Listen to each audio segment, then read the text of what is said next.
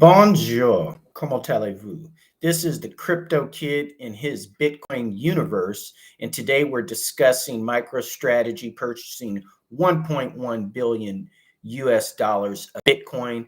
Also, Donald Trump and his two sons, Donald Jr. and Eric Jr., are coming out with their own cryptocurrency platform, which I believe is World Liberty Financial. This is exciting. So let's get right into it. Today, Bitcoin is up $1,611 to 5,908, 59,000. Let's get this together. 59,835 US dollars. Ethereum is up $45 to the price of 2,338 US dollars, and both are continuing to climb. It is believed that Bitcoin will close out this Friday in New York above 60,000 US dollars. So let's sit back and think about it. A few months ago, MicroStrategy's CEO, Michael Saylor, was indicted by the Biden administration and the IRS over Bitcoin. Did he go cry? No. He doubled down. And for the last 3 months, Michael Saylor and MicroStrategies has been purchasing Bitcoin. And that's why the man is a billionaire, why he's smart, he's intelligent, he knows what's going on. And so today, the purchase of 1,100,000,000 US dollars in Bitcoin is just putting Bitcoin and Ethereum on a bull run. There's no way you can get away from this. The future is crypto. There's no doubt about it. And specifically, Tuesday's debate, Donald Trump hands down won. Now, if you look at the headlines and you look at social media and the mainstream fake news media, the pundits said that Harris won. However, independent, undecided voters have sided more than 60% with Donald Trump. Why? Because he's discussing the economy with substance, the price, inflation, the price of gasoline, fracking, the price of groceries, unemployment. He's dealing with the serious issues. And all of the participants, all the voters know that under Donald Trump, the economy was better than it has been for the last 4 years under the Biden-Harris administration.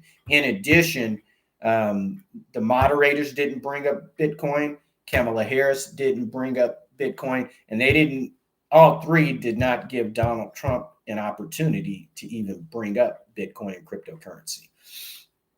I indicated that he was triple teamed. He was gangbanged. They gangbanged the two ABC moderators, and Kamala Harris gangbanged Donald Trump. And so because of that, I suspected that would happen. And so I discouraged him even having one debate. However, he was probably pressured into that. And so he had to trust that the ABC moderators would moderate, and they failed utterly. They did not do their job. They allowed Kamala Harris to go off topic. They allowed her to tell bold and blatant lies without fact checking her. And every time Donald Trump put out something which was true, they would interrupt him. And specifically, David Muir was interrupting him more as a debater and less of a moderator. So those two people, their future in television journalism is going to be affected by their performance. It started out that initially it was just independent journalists stating the obvious, like Megyn Kelly, who initially supported Donald Trump. Then she had her little tiff with Donald Trump. But on the whole, Megyn Kelly and Donald Trump have washed that problem under the bridge. And she pointed out what I pointed out, is that he was ambushed. He was not given an opportunity to answer his questions. The moderators would allow her to tag on statements at the end of all of his explanations without moderating, which is interjecting and stopping her. That's what a moderator does. They moderate and they say, hey, it's his turn. And they didn't do that. They didn't fact check her at all. They allowed her to tell bold, blatant lies.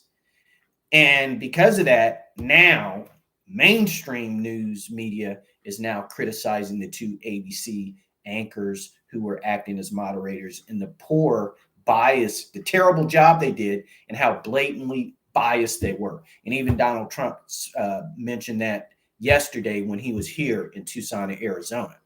Okay. In addition, she failed at the border, and the Arizona border is horrible. We have illegals coming in. You have to have a weapon here, and then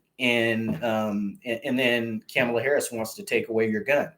So we have people coming through. I'm only an hour away from the Mexican border, and we have illegal people coming in here with firearms, and we don't have a choice but to protect ourselves. And Kamala Harris wants to confiscate our guns, literally knock door to door and have people turn over their guns, and that's not going to happen. So with that, I already said that Donald Trump was 20 points ahead. I believe he's 30 points. He gained 8 points from his performance at this debate. And let's just add 2 points to round it out to an even number. I like zeros and fives, so let's just call it 30 instead of 28. Okay. And, it's a plus or minus margin anyway. So it's over. Kamala Harris needs to begin planning her next political move and packing up her stuff. It is time for her to move out of the Naval Academy Observatory in Washington, D.C., where the vice president gets to live. Okay. So with that, this is Daniel Plummer signing out. You have a nice weekend. It's great to finish on a bull strong run. The market is high. Everybody is happy. It is Friday. You enjoy your weekend. We'll be back tomorrow to give you more news, and we'll keep you updated. Remember, the future is crypto.